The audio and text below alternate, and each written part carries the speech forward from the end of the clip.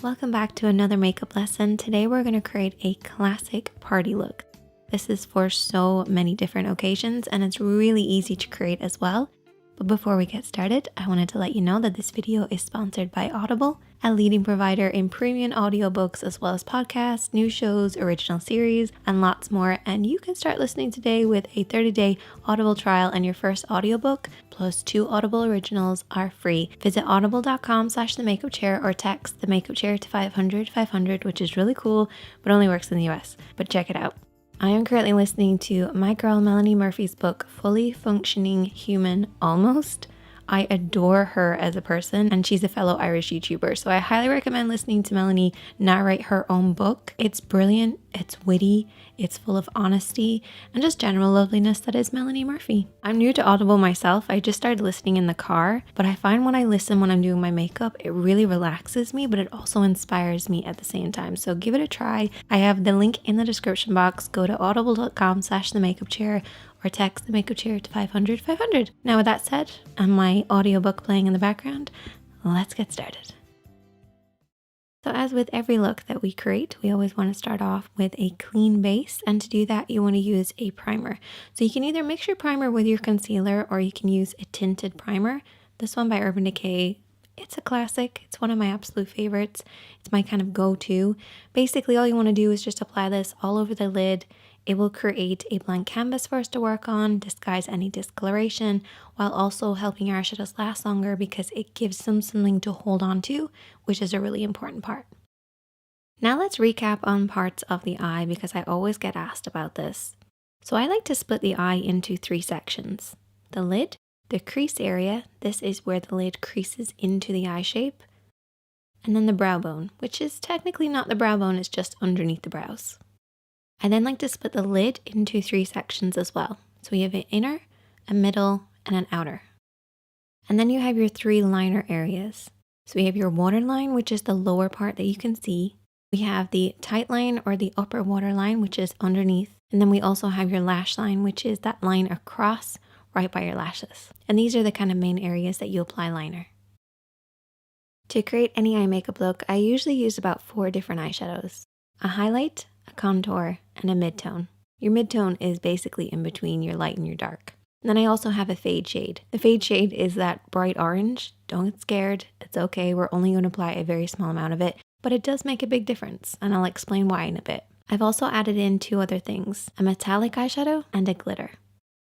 Now for brushes, you really only need like 2 or 3. A blending brush and a pencil brush. Now I would recommend having actually 2 blending brushes, but that's optional. One for applying, one for blending, just so you don't muddy up your look. And then also a flat brush. This is for cutting the crease. You don't plan on cutting your crease, you can always use your fingertips for what we're going to do later. So there's all your tools. Now let's start applying. So we're going to start off with our mid-tone and we're going to use our blending brush. You always want to make sure you're using your blending brush for your mid-tone to create that really soft effect. Now a lot of people refer to this as a transition shade. Totally fine. I call it mid-tone because it's a middle tone, but it's totally up to you. You're going to blend this over and back and slowly build this up because your lid's going to be a little tacky. If you go in with too much eyeshadow to begin with, it's just going to grab hold of certain areas and not blend. You also want to hold your brush in the center of the handle and keep it at about eye level, so a little higher than normal, and sweep this over and back in the crease. Don't worry if you get a little bit of this on the lid because we will be cutting the crease. In fact, I actually kind of want you to get it onto the lid. And I also want you to get it on the outer third of the lid especially. This is going to work as a base for our contour. Once you slowly build this up, you should get a look that looks like this.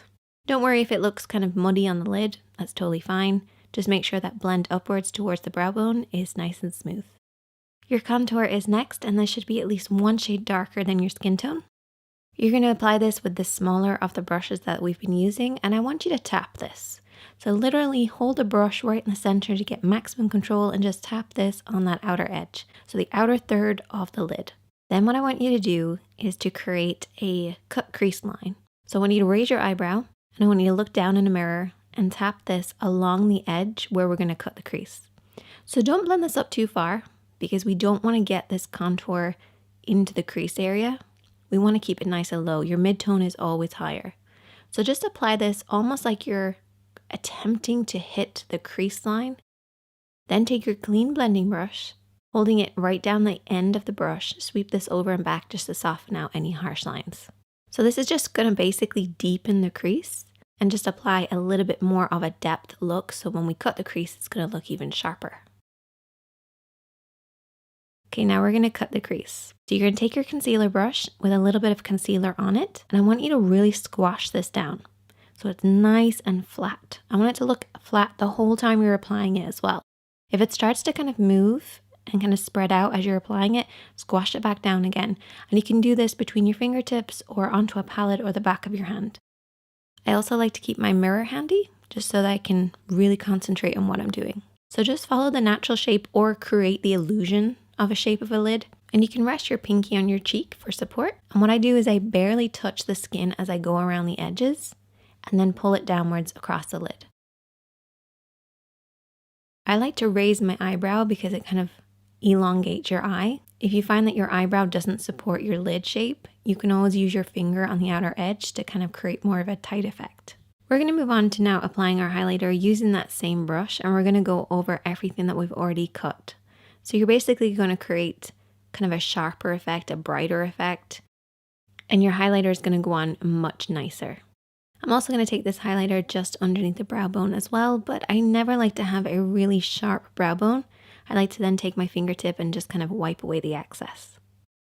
So now we have a divide between that inner corner and the outer corner. So what we want to do is to create a fade. So we're going to use our fade shade. You can take a little bit of this orange or yellow or even a pink would work.